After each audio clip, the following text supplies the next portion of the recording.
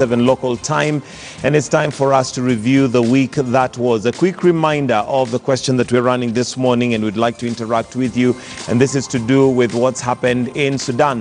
What does the deposition of Sudan's al-Bashir and Algeria's Bouteflika mean for Africa? What are your thoughts on that? I'll be reading through your comments as we carry on, but also we'll be reviewing the week that was right here. In case you're joining us now, a quick reintroduction of the guests that we have in studio. We are joined by Frederick Okango, who is the Secretary General for Third Way Alliance, and also Betty Adera, who's KANU Women Congress Nairobi representative, but also a contestant in Miss President. Thank you for joining us this morning, lady and gentlemen. As we start the review of the week, of course, you've gone through the dailies and you've seen what has been there. But one of the things I'd like to bring to your attention is just the war that we have had. And I know that, Mr. Okango, specifically, you had mentioned that you don't want to so much discuss other political parties, but there's been the war between Raila and Ruto for a while now, which has been going on. And I don't know what it is with the obsession of politicians fighting wars that I would dare to say Kenyans may not care much about right now. And the reason why I bring this up is because Jubilee Party is a party that we cannot ignore because it is the party in government. The ruling party. And by virtue of the fact it is in government, we expect direction from them. And when I look at our situation in Kenya, we are going through drought.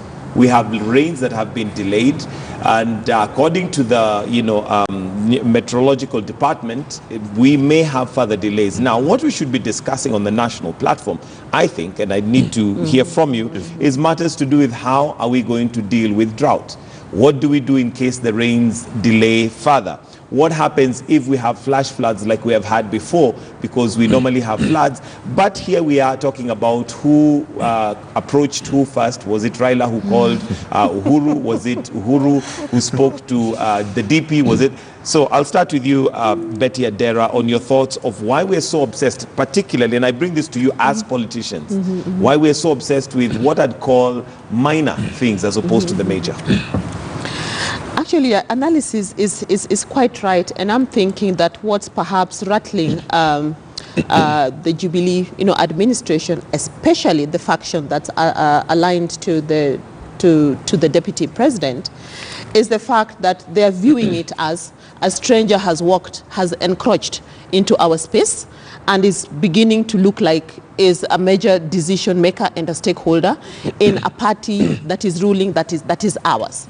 So for me, I think the conversation around who approached who didn't approach who first, to me that we should not even have that.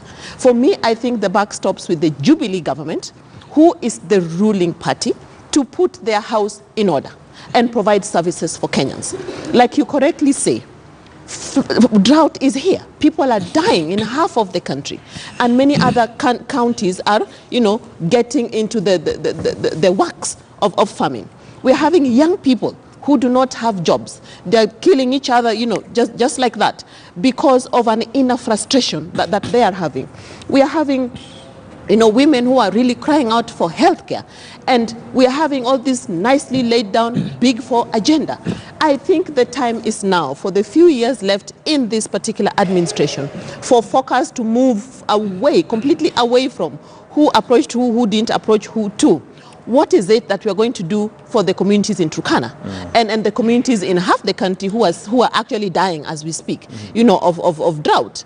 And we are also expecting the rains to come. That is going to be another problem. How prepared are we for that? How prepared are we for communities that perennially experience like mudslides and people die? And we are seeing that coming.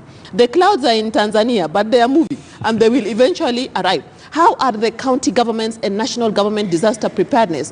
What is that state for managing even floods in cities?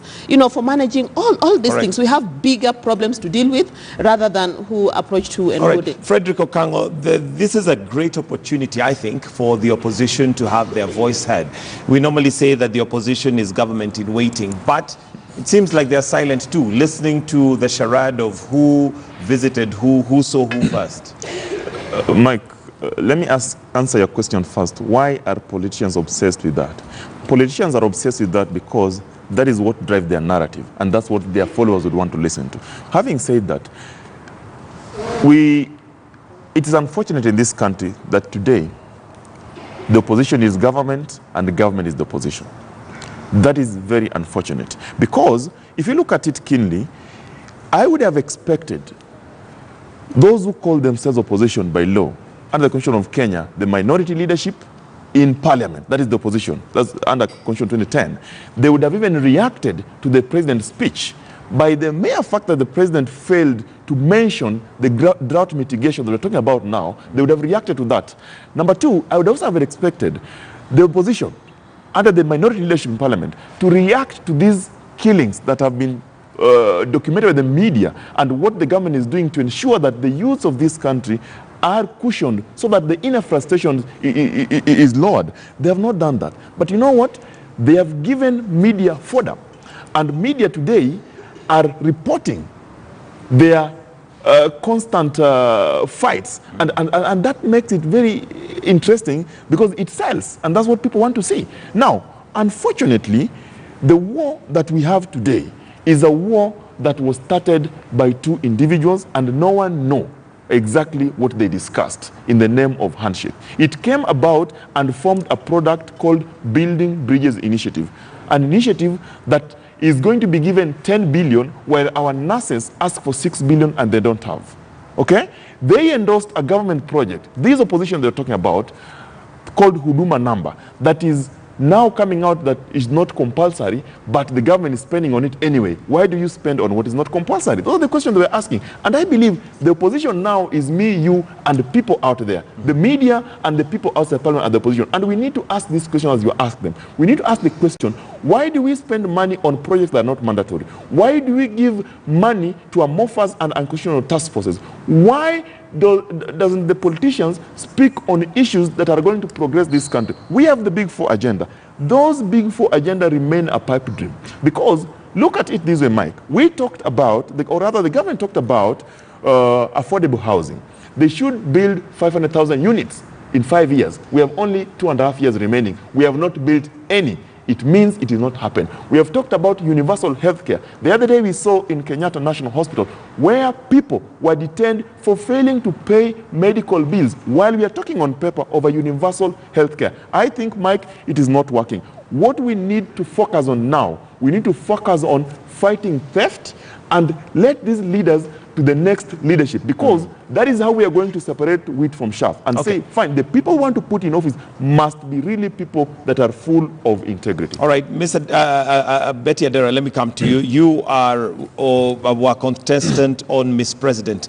And of course, by virtue of the name of that program, it's one that is looking for when we can have a woman president. Tell us now, as a leader or an emerging leader, what solutions would you have for this country that we haven't had so far? Because we've listened to politicians, we've had them, and like I mentioned, we have people dying. At the same time, we're here talking about who started the handshake, and that seems to be the most important thing for some.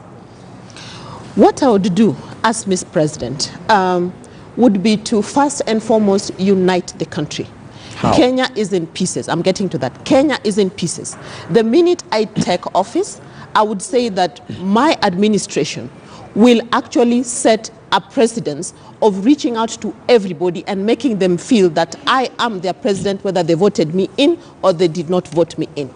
We have had a problem in this country where the winner, takes it all, and the people or regions who looked like they did not vote for that particular administration, misses out on development. So what I would do about that specifically, would be to set up systems to ensure that regions or areas are prioritized in terms of their need, so that we're not talking about one single thing for everyone, but we're talking about specific things for specific communities. Secondly, for me, would be the fight against corruption.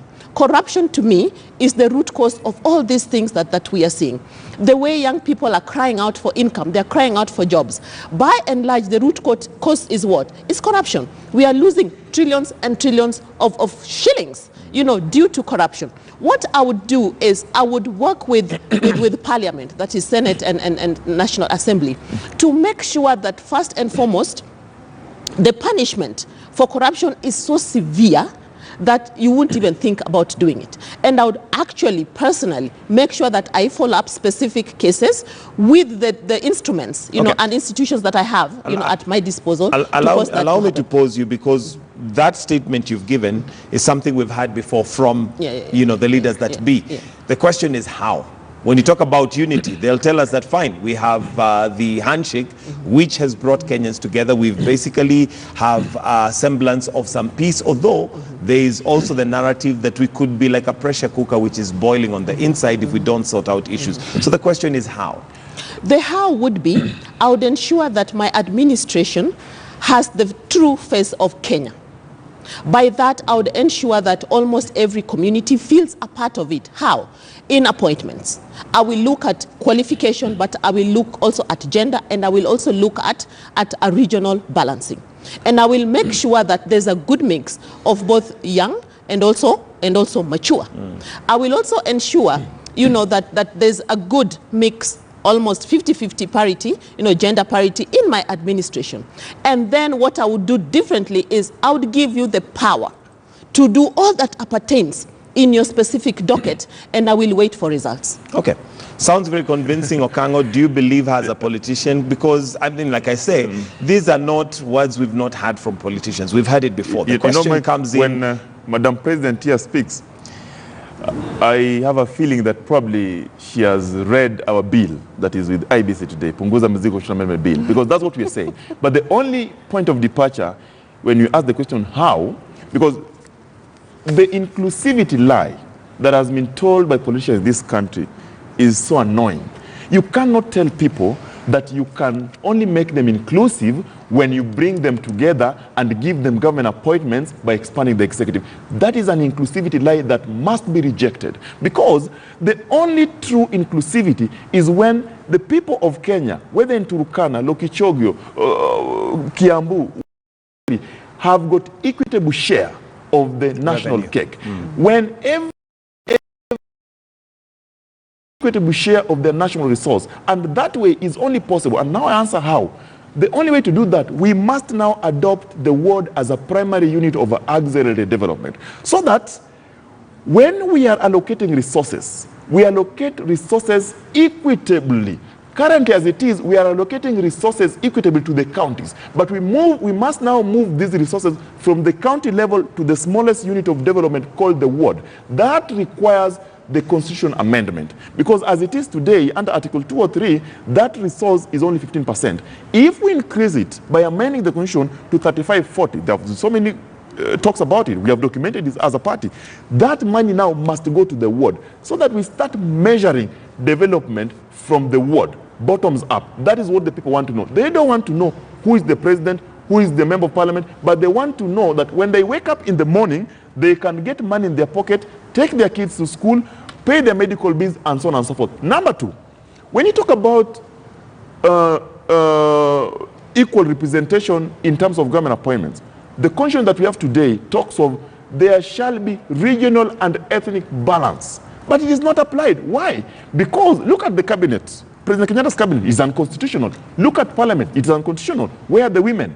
They're not there. Where are the regional balance? They're not there. So we have to change our system of governance. We change it to the extent that we have to ensure that women are given opportunity. And Madam President here should advocate that thoroughly, because if we are going to have a parliament that is 30% women and 70% men, it is still not helping whether you are achieving the third gender rule or not. But it will help more if it is a 50-50 representation as documented in the Punguza Mizigo Bill. Because today, I am sure that if we had a majority of women in parliament, one of them would push a gender-related bill, and that can help even these deaths of women that we are seeing, and it will be supported by just a few of their male counterparts, and it will pass. But today in an African society, male chauvinism, look at how they are mistreating the women in parliament. Okay. It cannot work. And I want us to move a little bit away from that, but before that, Okango, the question to you is, as a member, actually not just a member, but Secretary General of Third Way Alliance, Correct. your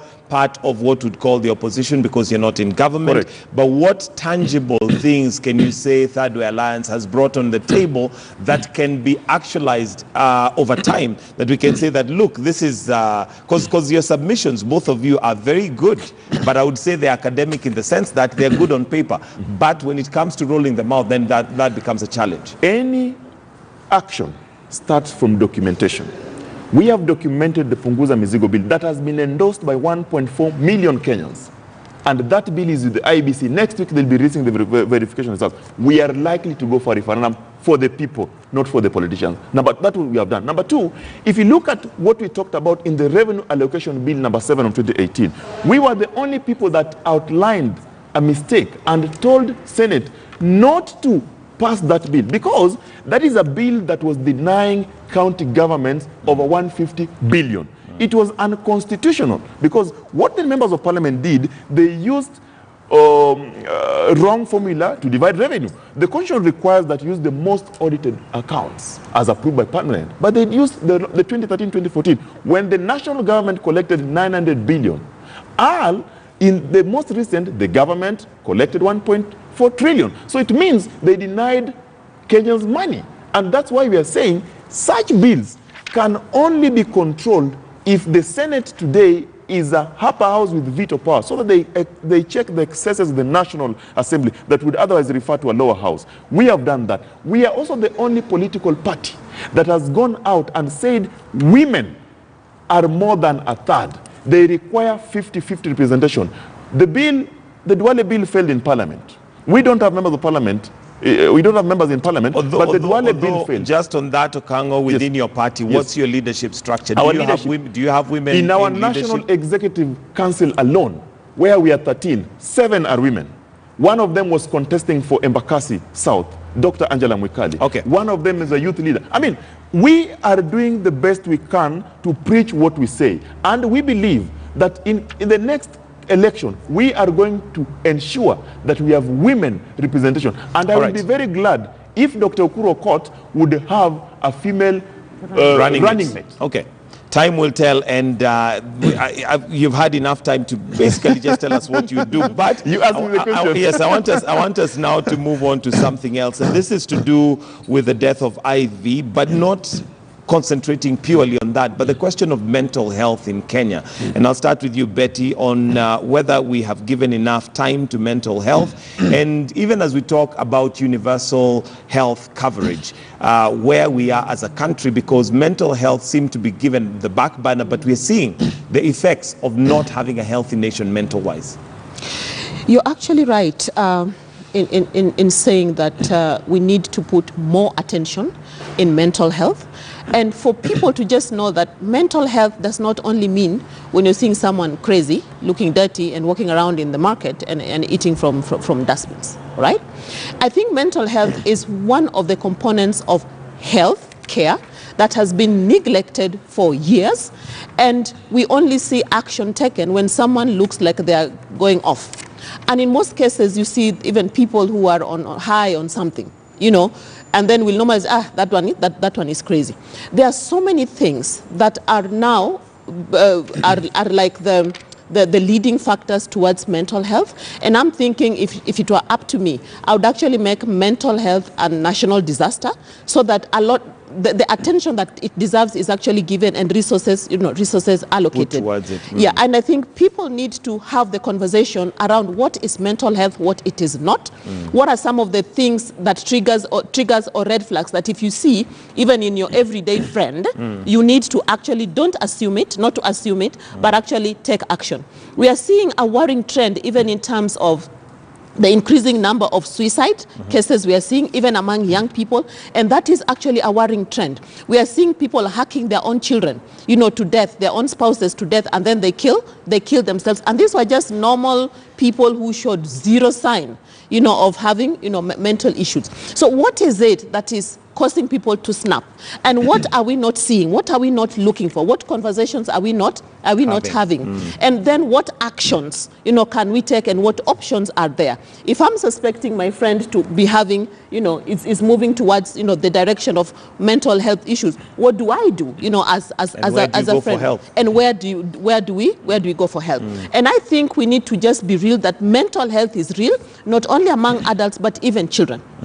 We are beginning to see even younger people below the age of 18 posting suggestive things that they are likely to commit suicide, and people just laugh it off, and sure enough, within 2-3 days, some of them do it. Some of them actually do it. We are seeing schoolgirls, we're seeing schoolboys. Every other day, month doesn't pass without you reporting, a suicide case in a school context, and you wonder what really is going on. So I think this, I would take it again back, providing a comprehensive outlook and can we even level conversation in terms of what are the pressure points? What is it that is stressing people that much? What is it that would make a man hack the wife, like that, because he has seen a weird, SMS in her phone? Can we think about also connecting that to alternative ways of dispute, resolution?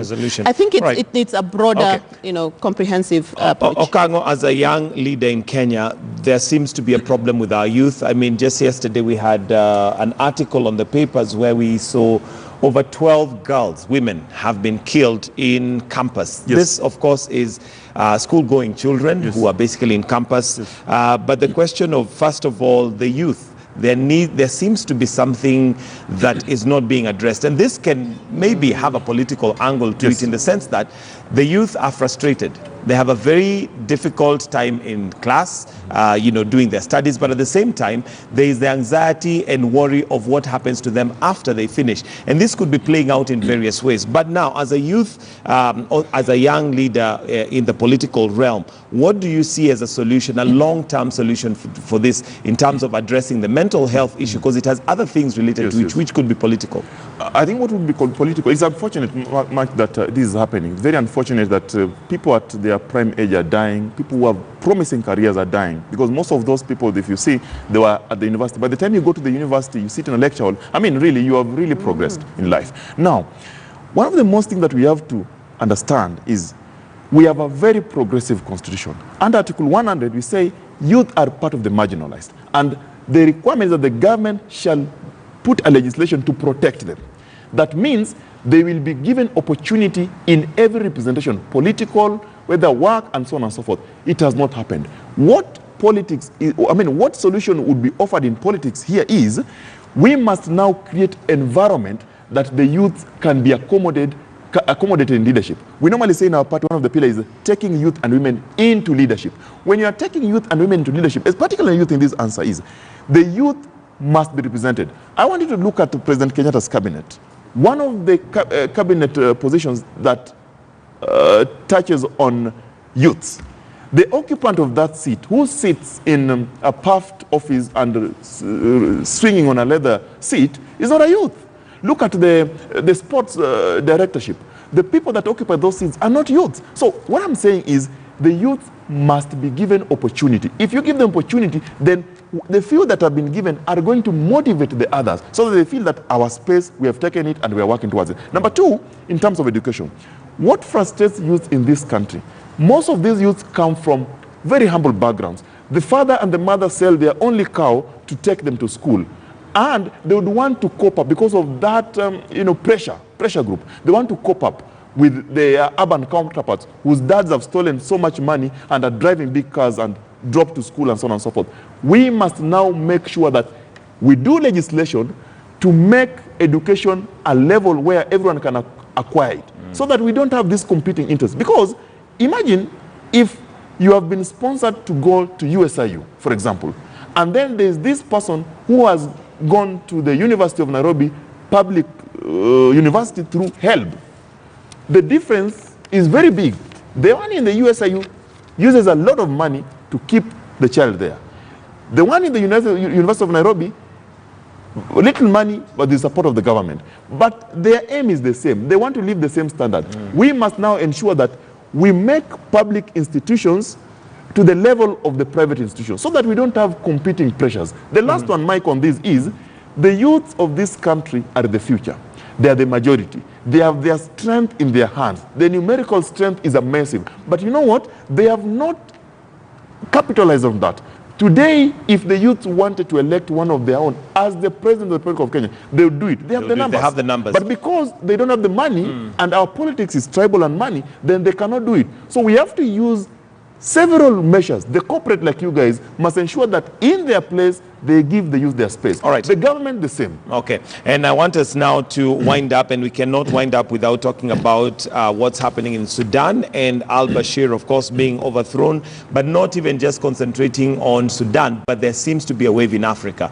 Look at Zimbabwe. There are several countries that we can, pinpoint where there seems to be a wave of people, well, saying enough is enough. But this should also reflect and tell us, even in Kenya, as much as we've made strides politically speaking and in terms of democracy, that a time has come where we need democratic space opened up and people to express themselves as they would. So your comments, Betty, as we wind up on South Sudan, on Sudan rather, and what is happening there and what that should teach us as Kenyans as well. I think we are already learning, from not only from Sudan, but also from other African countries whose leaders, like al-Bashir, have actually been removed from office by the people. The power of the people really coming to play. And I'm thinking it's specific to the Sudan case. We saw this coming, and for me, I thought this was just a matter of time, because people have been on the streets, for a while. But if I bring that home and making reference to just the recent by-elections in Ugenya and also in Embakasi South, I draw, a similarity where grassroots people are beginning to say, wait a minute, it's not about the party, it's about the person. And I'm thinking that for us as a people, we need to go back to the basics and put our act together and say, for the first time, that if we want to fix Kenya, let's start by fixing Kenya on the ballot, by electing the right people, not necessarily, the party. So I'm thinking that we are already, embracing that. And I think this is also a strong message to us going forward, that while we are a constitutionally constituted, democracy, we need to stick to that. We cannot let ourselves, have leaders who would, want to stay in power for forever and take us, completely south. But we also have to caution, actually, looking at Africa as broadly, that there might be leaders who have been put there democratically, quote unquote, but they use what I call, like benevolent dictatorship, to stay in power. They will provide the roads, but they are really squashing people in terms of human rights. You try to oppose them, you will just vanish. And I think that is also a new and upcoming and emerging trend among other leaders who are upcoming in Africa. So I think for Kenya, we need to not lose our sight on the goal of maintaining and sustaining, the rule of law, but even more powerful would be to enhance participation of people at grassroots level and just let them know that you are actually the one who's powerful. And it's clearly indicated even in our constitution. So going forward into 2022, for me, I think it's a high time that Kenyans, looked at electing people for who they are and for what their development record is saying and for what they can potentially do insofar as providing services to the common mwananchi. All right, Okango, your closing comments and the lessons that we learned from Sudan. The lessons that we learned from Sudan is that the revolution can be achieved by the young people because they're the majority and they're energetic. Look at that lady, Ala Saleh. She's an